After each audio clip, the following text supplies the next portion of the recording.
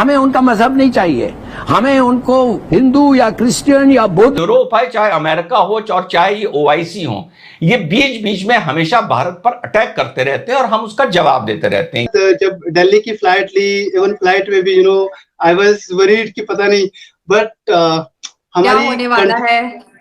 ये किसको नहीं पता कि ये कैसे पैसे इकट्ठे किए जा सकते हैं, सबको पता है। लेकिन इसके लिए रकम कहां से आएगी वो मैं आपको कान में बता दूंगा इंशाल्लाह।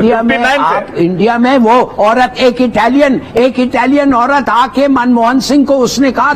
और चीन जो ईरान और सऊदी अरेबिया में दोस्ती कराता है, इनकी मां ने इनको दूध नहीं पिलाया, ऊँटनी कहीं पिला दिया होता। और 60 की दिहाई से ये फटा चल रहा है कि ये पर्शियन गल्फ है या अरेबियन, इन्हीं नाम के ऊपर भी एक फटा पड़ा हुआ है कि पाकिस्तान के अंदर 4 नंबर किस्म के टेक्नोक्रेट आके इस मुल्क को ठीक कर सकते हैं, तो ये भूल है, नहीं कर सकते। पाकिस्तान के कन्वर्जन्स की इनको फिक्र नहीं, बांग्लादेश में 24% से 8% हिंदू रह गए, उसको इस बात की इनको फिक्र नहीं। तो ये है इनका डबल स्टैंडर्ड। तो काम हो जाता है, शायद ऊँटनी का मुंह पिलाया मुंह से निकलती है ये बात, कि इनके इतना गुदा नहीं कि ये चीन से पूछें कि तुम तो मुसलमानों की दाढ़ी काट रहे हो, उन्हें कुरान नहीं पढ़ने देते हो, कुरान एडिटेड उनको दिया है वर्जन।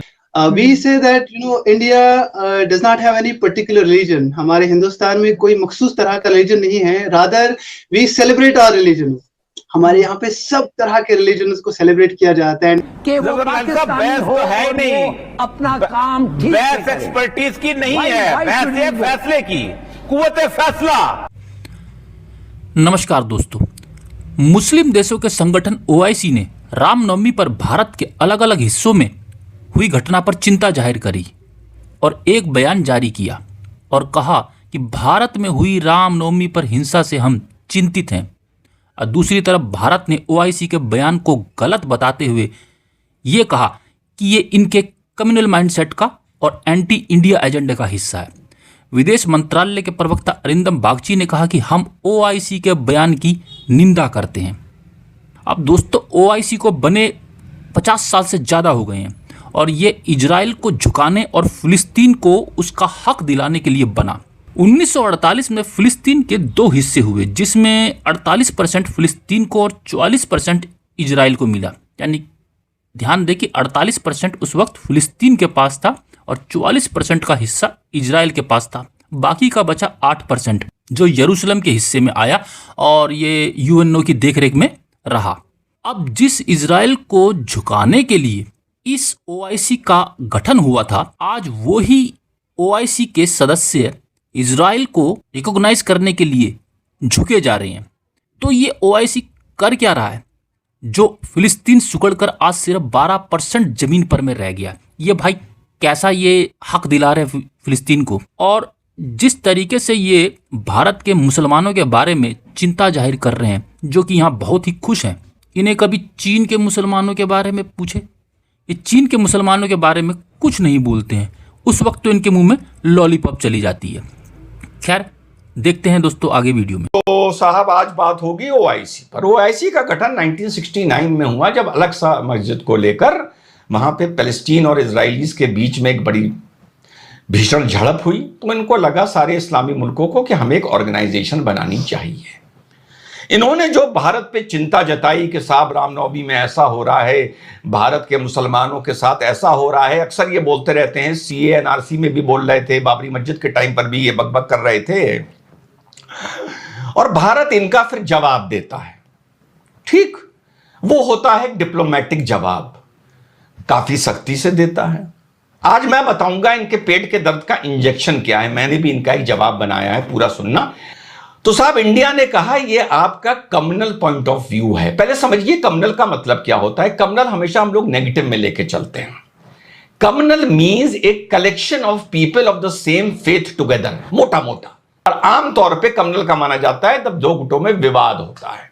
तो भारत ने कहा ये आपका कम्युनल माइंडसेट है, क्योंकि आपको माइनॉरिटीज में जहां मुसलमान है वहां मुसलमान की बहुत फिक्र है, और जहां खुद मेजॉरिटी में है और मुसलमान के डंडा कर रखा है, हिंदी में बोलूं तो वहां आपको फिक्र नहीं होती।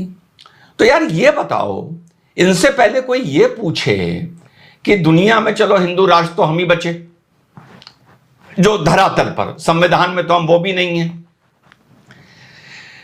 बंगालियों को जो पाकिस्तानियों ने मारा उसकी इन्हें फिक्र नहीं, बलूच जो मारे जाएं उसकी इन्हें फिक्र नहीं, ठीक, अहमदिया जो मारे जाएं उसकी इन्हें फिक्र नहीं, ठीक, रिचेस्ट नेशन मुस्लिम सऊदी अरेबिया जो पुअरेस्ट मुस्लिम नेशन को कूट रहा है, ठोक रहा है, उसकी इनको फिक्र नहीं, यजीदी जो मारे गए उसकी इनको फिक्र नहीं, पाकिस्तान के कन्वर्जन्स की इनको फिक्र नहीं, बांग्लादेश में 24% से 8% हिंदू रह गए उसको इस बात की इनको फिक्र नहीं। तो ये है इनका डबल स्टैंडर्ड।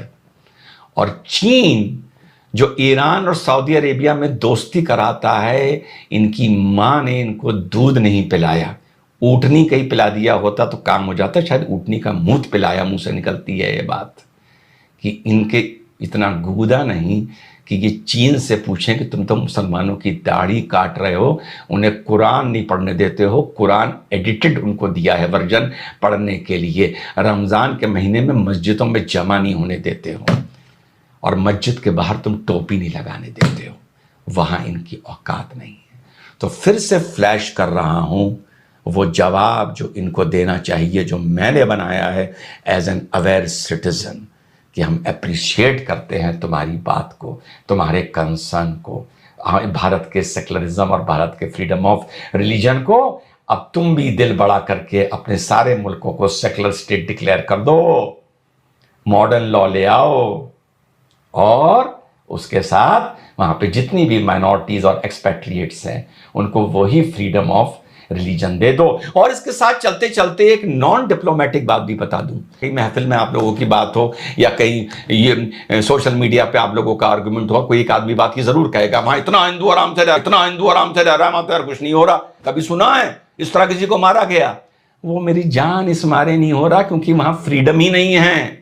पहले ही बता दिया जाता है कि तुम्हारी क्या औकात है, तुम किस औकात में रहोगे, सर झुका के रहो, दफ्तर जाओ, बिजनेस करो, वापस आओ, बीवी बच्चों के साथ रेस्टोरेंट जाओ, घूमने जाओ, रिश्तेदारी में जाओ, फिर दफ्तर जाओ, फिर वापस आओ, और सिर्फ अच्छा बोलने और खाने के लिए मुंह खोलो।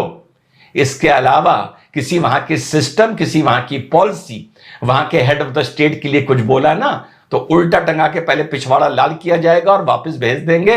इस मारे वहां जरूरत नहीं पड़ती उनको किसी माइनॉरिटी को या किसी एक्सपेट्रिएट के साथ कुछ करने की, क्योंकि वो पहले ही एयरपोर्ट पे उसको उसकी औकात बता देते हैं। Being a Kashmiri experience कैसा रहा when you visited India for the first time?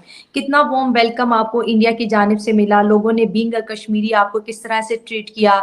India के लोगों की हॉस्पिटैलिटी बताएं, और आपने सबसे पहले कौन सी स्टेट को विजिट किया? +2 के बाद मैं घर से निकला, that was my first visit to any Indian state, और मैं खड़गपुर गया था। ये वेस्ट बंगाल का एक पार्ट है, एंड यू वुड बिलीव ऐसा था ही नहीं जैसे मैं सुनता था। People have different stories to tell कि जी पता नहीं कश्मीरी है तो कैसा किस तरह का आपके साथ व्यवहार रहेगा, बट मेरे दिमाग में ये हमेशा था कि नहीं यार, I am an Indian and हम यहीं के हैं, ये हमारा मुल्क है, इस मुल्क ने हमें सब कुछ दिया है। और सॉर्ट ऑफ जब मैं घर से चला तो राइट फ्रॉम टेकिंग टिकट्स, और मेरी जो सबसे पहले जो जम्मू में, श्रीनगर से जम्मू हम गाड़ी में जाते थे, और जम्मू में जो मेरा रहना हुआ रात को, वो एक कश्मीरी पंडित, कश्मीरी हिंदू के घर में रहा मैं, जिनको एग्जाम्स के दौरान यहाँ से निकाला था। वो मेरे पेरेंट्स के फ्रेंड्स हैं, उनके घर में मैं रहा, एंड यू वुड बिलीव उन्होंने किस तरह मुझे ट्रीट किया, अपने बेटे से भी ज्यादा।